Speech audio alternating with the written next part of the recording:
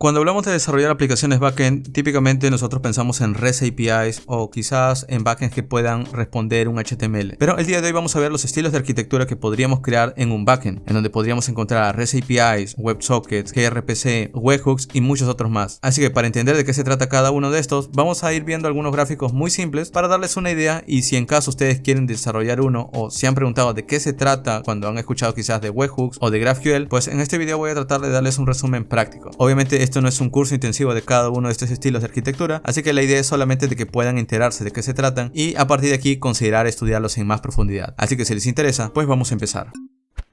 Coder, antes de empezar, si quieres desplegar una web full stack que está desarrollada con Node.js, Python, Go o incluso Elixir, más una base de datos y todo a un precio muy accesible, debes conocer Znode. Esta es una plataforma que te permite subir tus proyectos web de forma muy simple y a un buen precio. Usarlo es muy fácil, solo conectas tu repo de GitHub o GitLab, eliges tu proyecto y en segundos tu aplicación está en línea con una URL pública para usarse. Además, la plataforma te permite hacer lo esencial, como tener dominios personalizados, HTTPS automático, soporte para WebSockets y HTTP2, logs en tiempo real, variables de entorno y soporte 24/7. Y en cuanto a precios, son casi imbatibles, ofreciéndote base de datos PostgreSQL o MySQL desde $1 al mes y servidores backend desde $3 al mes. Eso significa que con $4 al mes ya puedes tener un backend funcionando en producción. Y si quieres probarlo antes, también tienes un trial gratuito de 7 días en donde puedes subir cualquier tipo de proyecto. Y esta plataforma es ideal para esos proyectos pequeños, MVPs o clientes con bajo presupuesto, haciéndolo una opción rápida, simple y económica. Así que para saber más de Znode, te dejo un enlace en la descripción. Muy bien, empecemos con el primer estilo de arquitectura, que es el estilo REST, que viene de Representational State Transfer, o también abreviado REST. Y bueno, para poder entenderlo, primero vamos a colocar un ejemplo. En el estilo REST, típicamente nosotros vamos a estar utilizando HTTP como el protocolo de comunicación. Es decir, todas las peticiones que van a iniciar, el cliente las va a empezar. Entonces el navegador, por ejemplo, hace una petición al servidor y el servidor responde. Este es el protocolo HTTP. Pero cuando hablamos del estilo REST, hablamos de que este protocolo también tiene algunas formas o lo que se le conoce como métodos para poder trabajar. Es decir, estos métodos HTTP quizás son los que ustedes ya han escuchado, como el método POST, el método delete, put, get, patch y muchos otros más, como options, por ejemplo, en donde cada uno hace un trabajo. Por ejemplo, el post típicamente lo utilizamos para crear, delete para eliminar, put para actualizar, get para obtener datos, patch para actualizar parcialmente. Es decir, mientras que put actualiza todo un objeto, patch podría actualizar una propiedad dentro de ese objeto. Y options cuando el navegador quiere saber más información de la petición antes de poder hacerlo, por ejemplo. Entonces, estos métodos nos dan información acerca de qué tipo de operación quiere hacer el cliente. Y bueno, aquí estoy seguro que la gran mayoría tiene una idea de cómo lucen estas operaciones, pero solo para darles un resumen, cuando se intercambia datos, aquí típicamente se utiliza el formato JSON. Por ejemplo, supongamos que existe un usuario que está trayendo sus datos del servidor, típicamente vendría en este formato de objetos con propiedades. Pero esto vendría a llamarse el cuerpo o el body de la petición, el request body. Adicionalmente a esto, dentro de HTTP, nosotros también podríamos definir el método. Por ejemplo, post API user es el dato que trae esta información. Luego también la versión del protocolo, por ejemplo, HTTP/1.1. Y luego también tendríamos información como el host, que sería de dónde viene la petición. Por ejemplo, algún dominio o subdominio como api.example.com, por darles una idea. Y luego hay más cabeceras que típicamente vienen dentro de HTTP, como puede ser content-type, que sirve para especificar qué tipo de dato es el request body. Por ejemplo, en este caso podría ser un application/JSON. Si nosotros enviamos otro formato, por darles una idea, un HTML, aquí podríamos especificarle que es un text HTML. Si le enviamos un CSS, también un text CSS y así. Pero bueno, de momento este es el resumen de lo que es la arquitectura al estilo REST. Ahora, una de las palabras dentro de REST es esta que se llama state, que representa un estado. Y algo muy típico dentro de esta arquitectura es que justamente dentro del protocolo HTTP no existe un estado. ¿Qué quiere decir eso? Que cuando se hace una petición, por ejemplo, el navegador puede pedir información del usuario, el servidor lo recibe y luego responde, o se recibe la respuesta del cliente, y el cliente nuevamente hace la petición, no sabe que anteriormente hizo esa petición. Es decir, este proceso se vuelve a repetir una y otra vez y cada proceso es independiente. Es decir, no se sabe realmente si una petición precede a una anterior o si pasó algo anteriormente. Entonces, como no hay un estado, típicamente siempre se pide algo desde cero, por así decirlo. El cliente siempre inicia la conexión, el servidor simplemente lo recibe y lo procesa y retorna una respuesta. Ahora, esta forma de generar una arquitectura que típicamente se utiliza para una API es la forma más común que hay actualmente para poder crear una REST API. De hecho, la razón de que se llame REST API justamente es porque se diseña de esta forma. Siempre devuelve un JSON, siempre es un sin estado, siempre es a través del protocolo HTTP, siempre hay métodos POST. Ahora, adicionalmente a esto es que justamente cuando se devuelve también una respuesta de parte del servidor, también hay información extra como es por ejemplo los códigos de HTTP o HTTP codes. Quizás ustedes han escuchado del código 200, 300, 400 y 500. Bueno, cada grupo representa algo. Por ejemplo, hay una web que se llama http.cat que lo que hace es que representa estos códigos de estado con gatos. Entonces también hay una de perros, si mal no recuerdo. Y bueno, en sí hay una enorme cantidad de errores que no es necesario que lo sepamos todos, simplemente con que sepamos los más comunes ayuda. Pero esta es una parte fundamental para que funcione justamente este modelo o estilo de arquitectura de una API. Ahora, solo modo de información, por lo general no hay una documentación oficial de REST, pero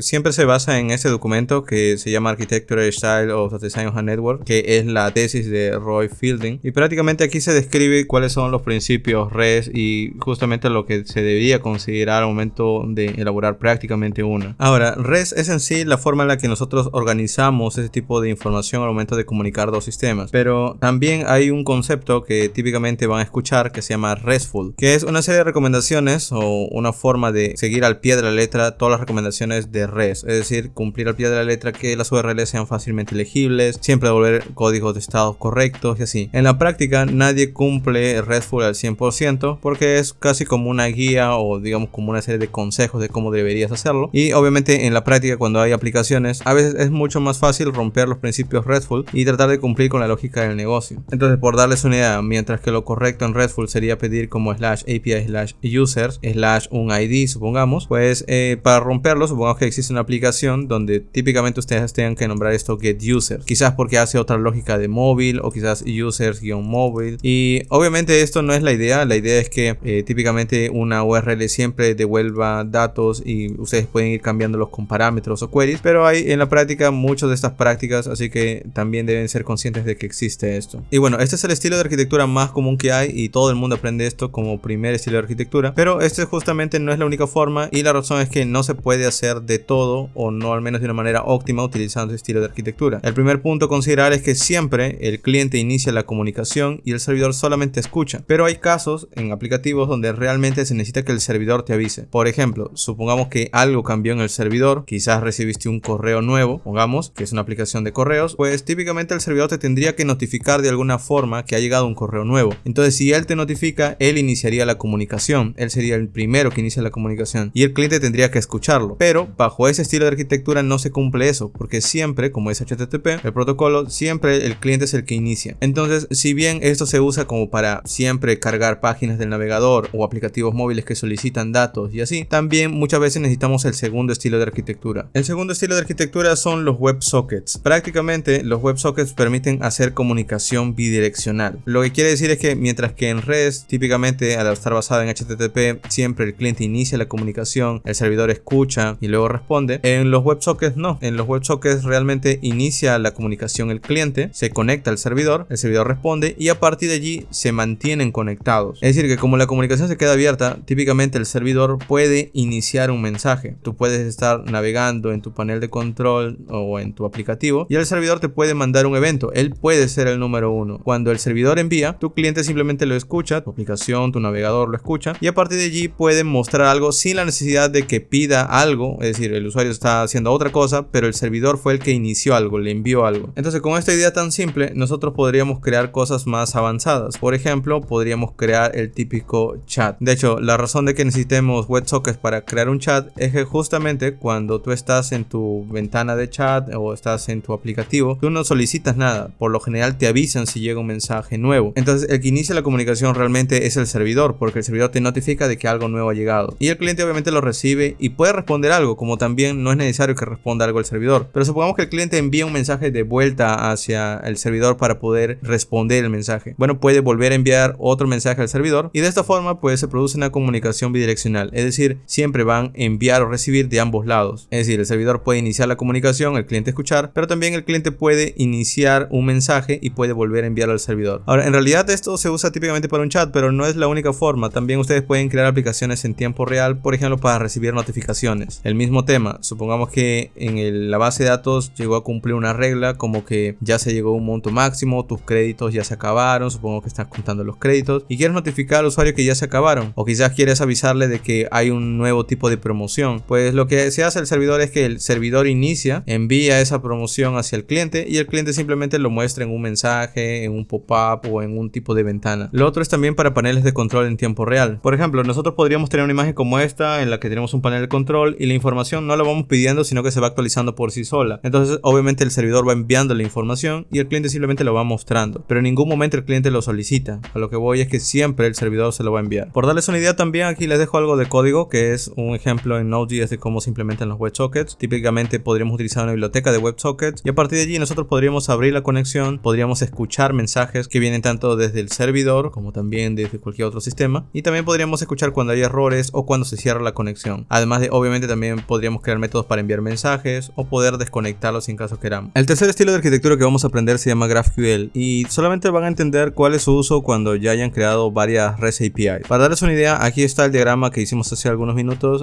acerca de REST. Por ejemplo, tenemos un cliente y un servidor, el protocolo HTTP, y también nosotros estamos teniendo códigos de estados, métodos y obviamente respondiendo algo desde el servidor. Pero bueno, aquí obviamente podríamos tener algunas dificultades en REST. Es decir, supongamos que el cliente no es un navegador, sino es un aplicativo móvil el que está pidiendo los datos. Entonces lo que podríamos hacer es lo mismo, el cliente puede solicitar datos al servidor y el servidor responde. Y obviamente esto con REST va a funcionar, pero hay un caso en el que la respuesta quizás no sea tan simple como esta. Por ejemplo, aquí hay un objeto que devuelve dos propiedades. Por ejemplo, este es un objeto mucho más grande que también es factible que una REST API lo devuelva. Por ejemplo, aquí hay información de un usuario, pero cuando retorna devuelve el nombre, apellido, nacionalidad, si está activo, si es verificado, si tiene, por ejemplo, dirección, un objeto anidado, lenguajes dentro de un arreglo. Todo esto al final puede ser devuelto por el backend. El tema está en que como hay demasiada información, obviamente la aplicación cliente está cargando datos que probablemente no los va a usar todos. Entonces devolver un objeto tan grande de ese estilo para un aplicativo móvil que solamente quizás va a mostrar algo pequeño en pantalla, probablemente estamos cargando los datos con información de más. De hecho, eso tiene un nombre y se llama overfetch, y lo que significa es eso: estamos enviando datos de más que el cliente no va a utilizar. Luego también está el contrario, que es underfetch, y lo que significa es que a veces cuando un cliente pide algo, probablemente no está toda la información. Por ejemplo, podemos pedir información de usuario, pero también los pagos de ese usuario. Entonces tenemos que hacer otra segunda consulta para poder obtener información que está relacionada, pero que obviamente están en rutas separadas. Y bueno, allí es donde justamente las APIs se vuelven un poco más difíciles de manejar, y no tanto porque no funcionen o algo así, simplemente es por el estilo de las aplicaciones cliente y cómo lo usan. Y bueno, hay varias formas de mitigar esto. Una es justamente con la forma en la que se piden datos. Hay quien en sus aplicativos siempre manejan peticiones POST, por ejemplo, incluso para solicitar datos. Y la razón es que justamente como quieren tener consultas avanzadas, por ejemplo, quieren decidir acerca de qué campos consultar, pues envían un objeto JSON a pesar de que están solicitando datos. Obviamente esto ya rompería todas las reglas REST, porque típicamente POST es para poder crear un recurso dentro del servidor, pero bueno, hay quien lo usa porque su aplicativo o su sistema necesita realmente consultar datos de una forma mucho más dinámica y son datos más grandes. La otra forma es que también utilizando queries dentro de la URL podrían consultar cosas de una forma más dinámica. Por ejemplo, podrían enviar queries con un estilo de diseño que ustedes puedan incluso personalizar a medida que van pidiendo algo. Y hay quien se crea hasta su propio lenguaje que puede interpretar dentro de queries. Pero obviamente todo eso es mucho más complicado de manejar por sí solo, y a pesar de que hay quien lo usa, hay una forma mucho más sencilla si van a querer algo como eso, y es justamente utilizar GraphQL. La diferencia es que en lugar de utilizar métodos HTTP como puede ser get, post, nosotros vamos a estar utilizando siempre peticiones post. Y bueno, dentro de las peticiones post va siempre un HTTP body o un request body muy especial que tiene un lenguaje específico. Es decir, supongamos que el cliente quiere pedir usuarios, pues va a escribir algo como esto: users, y esto no es un JSON, de hecho es un lenguaje especial de GraphQL, y dentro de usuarios puede pedir campos muy específicos. Por ejemplo, puede pedir solamente los nombres, entonces puede pedir name. Esto de aquí es justamente un request body que va unido al post, y cuando llega hacia el servidor obviamente tampoco conoce este lenguaje porque nosotros no hemos creado algún tipo de intérprete. Pero típicamente lo que se hace en aplicaciones GraphQL es que en su código de backend, como puede ser de cualquier lenguaje, Python, Go, Node.js o lo que utilicen, típicamente va a haber también un paquete que va a interpretar este lenguaje, y también es un paquete de GraphQL. Entonces, al momento de hacerse una petición, el servidor va a poder interpretarlo y va a poder saber qué tipo de petición están haciendo, y a partir de allí, pues esta consulta quizás quiere consultar a la base de datos, entonces va a conectarse a una base de datos, y a partir de allí la consulta es obtenida por el servidor y el servidor responde. Entonces, si lo notan, el flujo es que el cliente empieza con una petición POST hacia el servidor lo procesa y a partir de allí se devuelve una respuesta. Pero bueno, este lenguaje tiene algunas reglas y de hecho tiene algunas ventajas también. La primera ventaja que obtenemos a partir de este tipo de arquitectura o arquitectura para API es que cuando nosotros tengamos aplicaciones móviles y tan solamente vamos a querer cargar los datos que queremos mostrar en la interfaz y vamos a tener que consultar a la API API va a poder tener la característica de respondernos solo los datos que necesitamos realmente. Y bueno, la razón es que justamente cuando nosotros utilizamos REST podemos obtener una respuesta muy grande. Por ejemplo, quizás ustedes han visto un objeto JSON como este, que tan solamente está compuesto por un par de claves. Y sí, esto funciona bastante bien, pero cuando el objeto es muy grande, supongamos que tiene un objeto como este, en donde también tienen propiedades y cada propiedad es un objeto con otro arreglo adentro y dentro de ese arreglo también tiene más objetos, todo eso se lo están enviando al cliente en cada petición. Ahora la pregunta es si realmente ustedes utilizan todo esto, y es por eso que justamente necesitamos algún tipo de lenguaje en donde nuestra API pueda decir ok, estos campos no los necesito, estos sí, y nosotros podamos ir construyendo la petición a medida que nosotros vamos necesitando en nuestro proyecto. Y es justamente lo que hace GraphQL, y viene muy bien cuando hablamos de aplicaciones móviles, porque justamente una aplicación móvil puede enviar una consulta como esta. Por ejemplo, le puede decir que de todos los usuarios quizás necesita solo la imagen de perfil del usuario, porque quizás quiere mostrar como avatars de los usuarios, entonces no necesita el nombre, no necesita siquiera hasta las propiedades extras como puede ser correo y demás, solamente necesita la URL y hasta el ID quizás. Entonces, como nosotros tenemos esta consulta, GraphQL va a procesarla y nos va a devolver solo esos datos. De hecho, en el ejemplo que les he mostrado, donde obtienen un montón de información que no van a utilizar realmente, tiene el nombre de overfetching. Esto del overfetching es justamente lo que ven, obtenemos demasiados datos que no necesitamos realmente para nuestro proyecto. O lo contrario también es el underfetching. Prácticamente es cuando hacemos una petición, por ejemplo, hacemos una petición para obtener un objeto como nombre, apellido o edad, por ejemplo, pero también quisiéramos obtener los likes, supongamos que esa persona hace dentro del sistema. Bueno, tendríamos que hacer otra petición, es decir, una petición por aparte, y aquí estamos haciendo dos peticiones para poder obtener dos objetos que le pertenecen al mismo usuario. Y bueno, obviamente ustedes dirán, esto se puede hacer con una consulta de SQL. Y sí, pero hay veces en las que la petición viene de dos endpoints distintos y no es tan fácil relacionarlo todo el tiempo. Entonces también van a necesitar consultarlo quizás de otro endpoint algunas veces. Underfetching porque tenemos que consultar más veces de las necesarias para poder obtener información. Pero en GraphQL no, porque en GraphQL nosotros podemos consultar incluso hasta datos de usuarios, pero en la misma consulta también podríamos consultar likes, por ejemplo. Nosotros vamos armando la consulta desde el lado cliente. Para darles un ejemplo, esta es la web de rickandmortyapi.com. Esta es una API que da información acerca de los personajes de una serie de televisión. Y bueno, tiene las dos versiones. Tiene una versión de API en GraphQL y también tiene una versión de REST API. En la versión de REST API ustedes van a poder ver que hay una petición que es rickandmortyapi/character. Esto lo que hace es que apenas lo pedimos nos da un arreglo de resultados con 20 items y dentro de esos 20 items pues cada objeto tiene una serie de objetos y dentro de cada uno de estos objetos pues hay propiedades que realmente no vamos a utilizar probablemente en cualquier tipo de aplicación. Entonces nosotros tendríamos que seleccionar qué campos utilizar, pero la respuesta nos va a dar todo esto. En cambio, si venimos aquí en la versión de GraphQL, nosotros tenemos este lenguaje, no es ideal que lo entiendan a la perfección, pero de momento tenemos esta consulta, tenemos characters y dentro de characters podemos pedir qué cosas queremos de resultados. Es decir, aquí results es una propiedad que me da un arreglo con todos los datos, pero aquí yo puedo escoger, por ejemplo, solamente le puedo decir quiero los nombres y la imagen de cada personaje y al ejecutarlo, esta es una respuesta de la API, es decir, la API me está respondiendo solamente nombres, aunque también podría decirle quiero el ID de cada personaje y su imagen, no quiero los nombres. Ejecuto y me da otra respuesta. Entonces esto es mucho más cómodo de utilizarlo en una aplicación móvil porque nosotros podemos armar las queries y esto carga mucho más rápido. Ahora, GraphQL también puede ser mucho más complejo y no tan solamente sirve para aplicaciones móviles o web, e incluso hay quien lo utiliza en el backend para poder armar toda una lógica compleja de cómo conectar distintos servicios, es decir, hasta en microservicios. O también hay quien ha creado todo un backend as a service encima de GraphQL, así que también pueden ver proyectos como este que se llama GraphBase, que lo que hace es ofrecerle todo un dashboard para que puedan guardar datos, obtener autenticación, subida de archivos, y por detrás está fuertemente basado en GraphQL, es decir, es algo así como Supabase pero en el mundo de GraphQL. El siguiente estilo de arquitectura que vamos a ver se llama webhook. Para darles una idea de cómo funciona, pues típicamente vamos a colocar un ejemplo. Cuando se hace un pago a través de algún procesador de pago como Stripe, PayPal, Mercado Pago o cualquier otro tipo de procesador, típicamente se envía una petición, el backend lo procesa y responde que esa transacción ha sido pagada totalmente. Este es un flujo bastante simple, pero en realidad lo que puede pasar por detrás es muchas otras cosas más. Por ejemplo, supongamos que el usuario dentro de su cuenta le envía una cancelación de pago o hace una especie de reembolso. Obviamente esto está haciéndolo directamente no con tu backend, sino directamente con el procesador de pago. Supongamos que estamos utilizando PayPal. Entonces dentro de PayPal pues quizás se hace un refund, el dinero es retornado a la cuenta del usuario, pero tu sistema nunca se enteró de eso. Es por eso que PayPal también tiene webhooks, que son prácticamente peticiones post que envía el servidor de PayPal a tu servidor para que tu servidor se pueda enterar de que algo pasó. No solamente sirve para refunds, sirve para muchas otras cosas más. Supongamos que enviaste un enlace de pago, quizás con una suscripción, y el usuario pagó por otro lado. Esto PayPal lo registra, pero como no pasó por tu sistema, de alguna forma lo tienes que guardar. Es por eso que PayPal también te envía una petición post y tu servidor puede recibirlo y luego tú puedes decidir si guardarlo en una base de datos. Y bueno, esta petición post que envía un sistema a tu backend típicamente técnicamente se le llama webhook. Y de nuevo, no solamente funciona con PayPal, también puede funcionar con Stripe, Mercado Pago y muchos otros más. El siguiente estilo de arquitectura que vamos a ver se llama SOAP y típicamente se utiliza para comunicación entre backend. Y lo van a ver mucho en organizaciones del tipo de bancos o organizaciones del gobierno y así. De hecho, SOAP es un abreviado de Simple Object Access Protocol. Y entre sus características principales está que, de nuevo, se comunican entre distintos servidores. Por ejemplo, puede ser el servidor de tu aplicación pidiéndole datos a una API del gobierno y el gobierno dándote esa respuesta. El tema está en que no te lo va a dar en JSON, sino típicamente te lo da en un formato llamado XML, en donde tiene una estructura más definida, pero es mucho más verboso. Por darles una idea, esta es una respuesta típica en formato XML. Tiene etiquetas con una versión y adentro, por ejemplo, tiene pares de etiquetas que tienen información adentro. Por ejemplo, esta es la dirección, aquí hay una ciudad, aquí hay un país y así. Obviamente también se pueden anidar y la razón de que sean tan utilizados por aplicaciones del gobierno es que tienen una seguridad bastante robusta. Es decir, estos mensajes también pueden ir firmados o encriptados, lo que quiere decir que tenemos seguridad a nivel de mensaje y no tan solamente cuando es transportado los datos. Y bueno, esto conlleva que típicamente nosotros vamos a poder obtener firmas digitales y bueno, esto nos conlleva que típicamente vamos a tener que crear una firma digital y es la razón de por qué es utilizado tanto por sectores bastante regulados como es la banca, la salud o el gobierno. Ahora, típicamente esto utiliza el protocolo HTTP para viajar, pero no es estrictamente necesario. También otros protocolos que puede utilizar es SMTP, JMS, TCP y muchos otros más. Y bueno, entre sus ventajas es que esto es un estándar, es bastante confiable y en el mundo empresarial o en el mundo enterprise se utiliza mucho y en el mundo enterprise se utiliza bastante. Es por eso que quizás si ustedes van a integrar un ERP es probable que van a encontrarse con SOAP. Aunque la razón de utilizarse entre backends es porque justamente es muy pesado. Este formato, enviarlo directamente al cliente y leerlo, puede ser que a la aplicación frontend sea mucho más lenta. Así que digamos que es menos flexible y no tan moderno, pero esto funciona muy bien cuando hablamos de tener una API estandarizada y que queramos tener mucha seguridad. Finalmente tenemos al último estilo de arquitectura que se llama gRPC y para poder entenderlo vamos a colocarnos en el contexto de que típicamente esto no se usa para crear aplicaciones entre una web y un backend, sino es mucho más utilizado en comunicación de microservicios. Los microservicios prácticamente son distintos servidores que tratan de responder información que están relacionadas, pero que están distribuidos. Por darles una idea, nosotros podemos tener un backend como este, en donde está conformado por 3 distintos servidores. Cada servidor tiene una tarea distinta. Por ejemplo, uno puede encargarse de pagos, otro puede encargarse de la autenticación y otro puede encargarse solamente de las suscripciones. Pero todos forman parte de la misma lógica del negocio e incluso para un frontend esto puede resultar como un solo backend. Es decir, aquí estoy hablando de una lógica de cómo arquitecturar, por así decirlo, nuestra aplicación backend dividiéndola en múltiples partes. Ahora, ¿por qué les menciono esto? Porque para comunicarlos típicamente este tipo de microservicios utilizan o HTTP o algún tipo de protocolo interno o software que permita enviar e incluso poder sincronizar los datos. Y bueno, allí puede aparecer PubSub y programas como RabbitMQ o programas de colas, por ejemplo. Pero otra forma de comunicarlos y que también está relacionado con esta forma peculiar de compartir información es utilizando gRPC. Para empezar, RPC es un abreviado de Remote Procedure Call, que en sí es un concepto que habla de cómo un sistema puede retornar respuestas, es decir, una API. Pero bueno, la G viene de Google básicamente porque ellos fueron los que crearon esta forma de poder comunicar APIs. Es decir, gRPC es un abreviado de Google Remote Procedure Call. Ahora, eso se puede utilizar realmente con cualquier tipo de lenguaje, no necesariamente con lenguajes de Google, como puede ser Go, por ejemplo. De hecho, al ser un proyecto de Google, también tiene una web que se llama grpc.io y aquí ustedes van a poder ver que hay información acerca de cómo integrarla en distintos lenguajes, como es Go, C++,